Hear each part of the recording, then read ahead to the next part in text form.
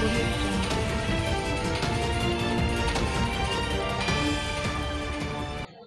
ମଙ୍ଗଳାଙ୍କର ଇଏ ହେଉଛି ଏକାଦଶ ବାର୍ଷିକ ଉତ୍ସବ।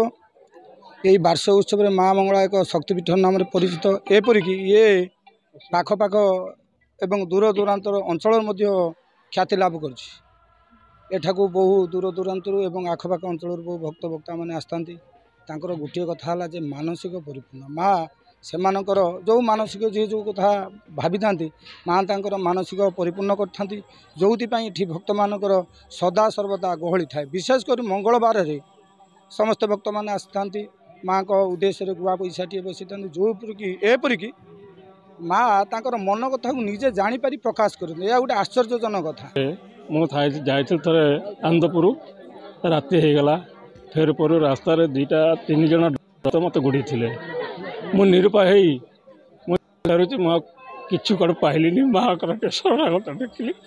ମା ମୋତେ ବିପଦରେ ଉଦ୍ଧାର କର। ସେମାନେ ଖଣ୍ଡା ଧରିଥାନ୍ତି, ବନ୍ଧୁକ ଧରିଥାନ୍ତି।